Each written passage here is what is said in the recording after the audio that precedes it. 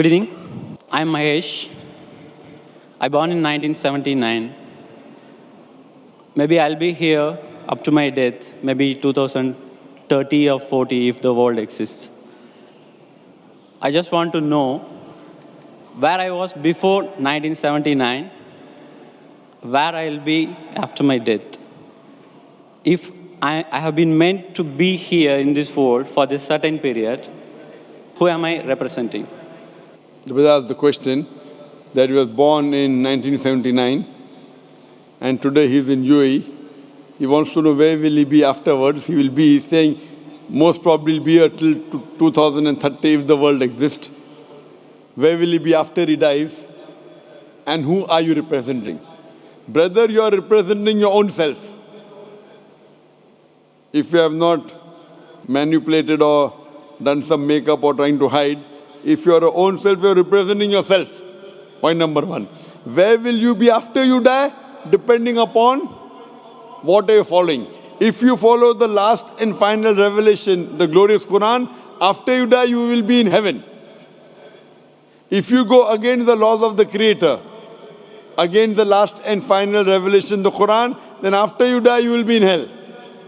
So I don't know if you accept the commandments of Almighty God today, what you did between 1979 and till the 14th of April 2012, all will be forgiven.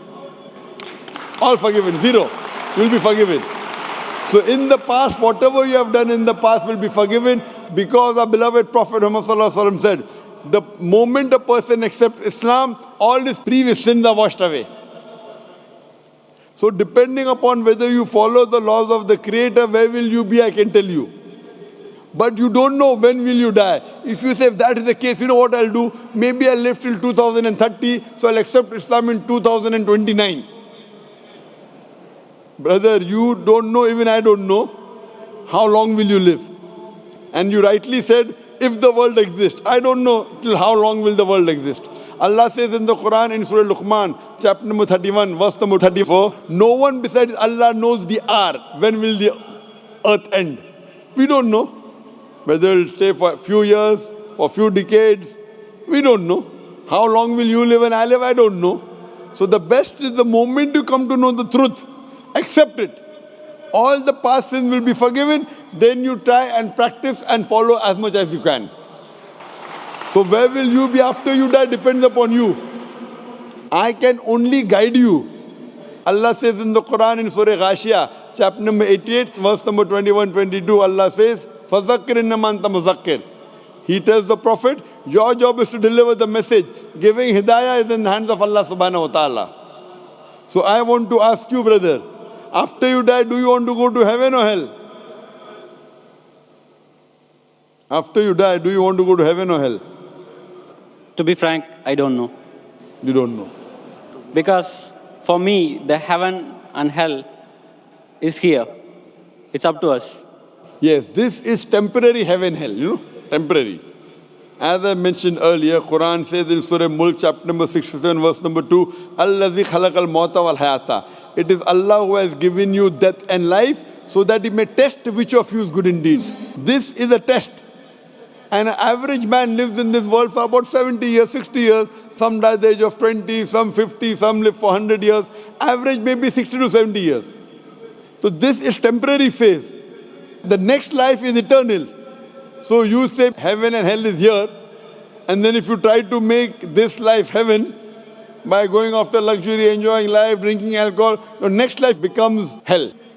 Because Quran, Allah says in Surah Hud that those who want this world, Allah will give you this world but will not give you in the next life. Those who care for next life, Allah will give you next life, also this life.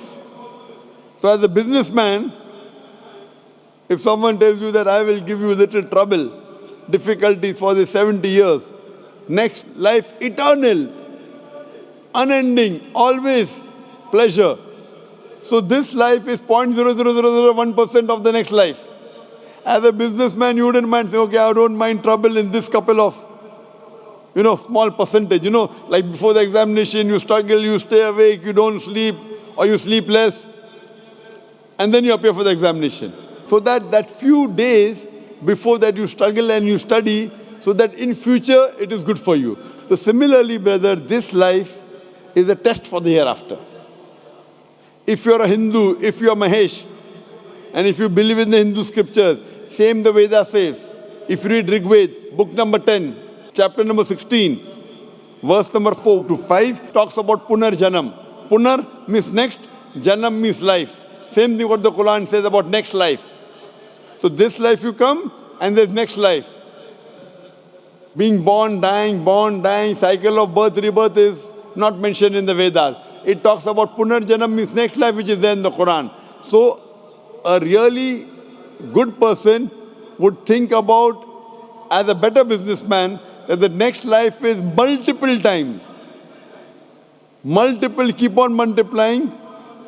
This life is a small, negligible 0.00001% compared to the next life.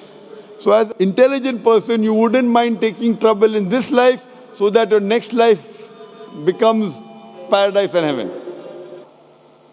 So, brother, would you like in the next life to go to heaven or hell? Brother? Yes, sir. Would you like to go in the next life into heaven or hell? No, sir. I don't think I will be having a next life, because if I am going to have a next life. Do you believe in the Hindu scriptures? Yes, sir. You believe? Do Not you believe in the Vedas? Scriptures, some of the points. Do you believe in the Vedas? Yes. I don't know big about the Vedas.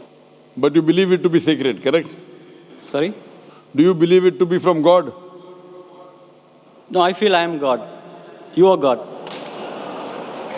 All are God. That's what Hinduism says. Aham Brahmasmi. What is the definition of God?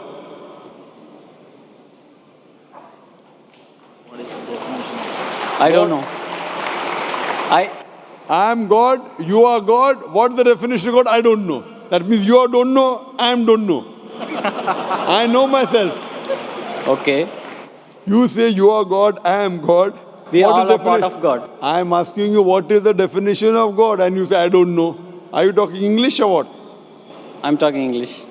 What is the definition of God? I cannot define, sir. Just I can feel. So without defining, you're saying you are God and I am God? But I can realize, sir. God is everywhere in all of us. What we are is God. the definition of God? Then I will say whether God is everywhere, you are God or not. First, give me the definition of God. If your definition of God is only wrong, I said, this is not God what I'm talking about. What is the definition of God? I don't know to define, sir, exactly in words. So that means you do not believe. I'm not talking about the God which you're talking about. So you should ask me what is the definition and I'll tell you. Yes, sir. Can you explain me? If you don't know what you should do, you should ask or not. Yes. So ask me, I will tell you.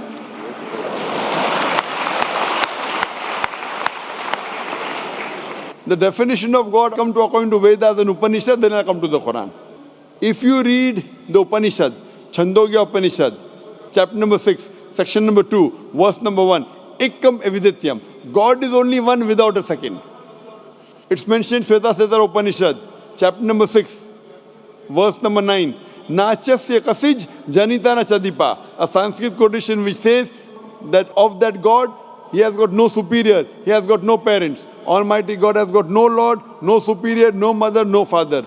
It's mentioned in Shvetasvatara Upanishad, chapter number 4, verse number 19. Na tasya pratima asti. Of that God there is no pratima. Pratima is the Sanskrit word which means image, picture, portrait, sculpture, statue. Na tasya pratima asti. Of that God there is no image, no picture, no portrait, no painting, no photograph, no idol, no statue, no sculpture. Same thing is repeated in Yajurved, chapter number 32, verse number 3. Na tasya pratima asti. Of that God there is no image, there is no picture, there is no portrait, there is no photograph, no sculpture.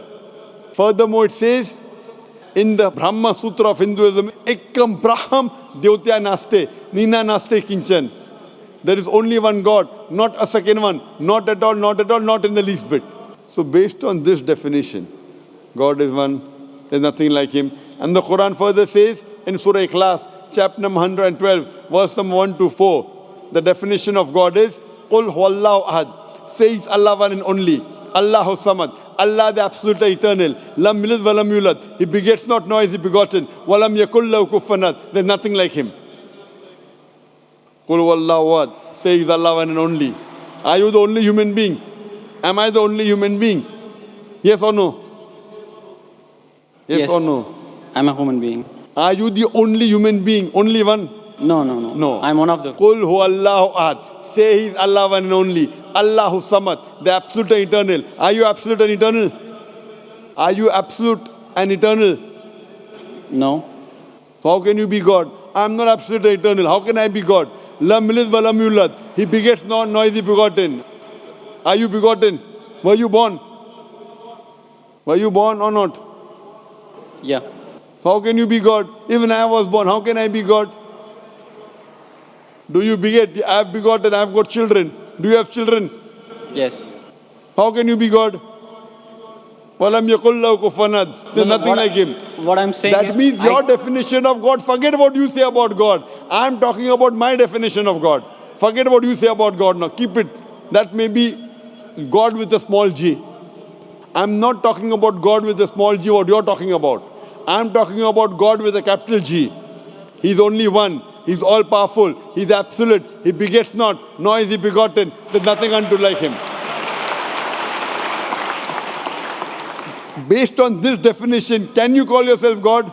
Can I call myself God? If you wish, you can. I asked you the question, are you born? You're saying yes. If you wish, then you'll be called a lunatic. No, sir. What I'm feeling is What I am I'm a part of the God. You were saying the only one God, no? I feel I am the part of it. The big one. We all are part of it. Maybe we got detached, as like this world got detached from the sun. That is your definition of God. That's not the definition of God of Vedas. It's not the definition of God of Quran. So therefore I say this God is a different God. I'm not talking about the God that you believe in. I'm talking about the God which I believe in. He's one. He's not part of everything. Your God, forget about it. Keep it at the side now. Fine? The God, what you're talking, keep it at the side. I'm talking about the definition of my God. You understand? He is only one. He's all powerful. Are you all powerful? Are you all powerful? Not all powerful. So you are not the God I'm talking about. What God you're talking about, keep that God aside. Okay. Okay? My God I'm talking about. Therefore, La ilaha, there is no God. All the other false gods are wrong. You keep it aside. I'm talking about the correct definition. Someone is talking about 2 plus 2 is equal to 5. That equation, keep it at the side. The God that I'm talking about, the entity I'm talking about, He is one. He is all powerful. He is absolute. He begets not, nor is he begotten. He is not born. He does not give birth to anyone. And there's nothing like him. He is only one. Do you believe in such a God? No, sir, I don't believe. That's the problem. That means you are not believing in the true God. My request to you is, you read your Hindu scriptures, all the quotation I gave, go and read the translation No, of the sir, Quran, try and find out the true God. Not these fake gods, I am God, you are God. I don't consider myself God. You are calling me God, so I'll say yes, I'm God. I am not a fool to accept you that I am God.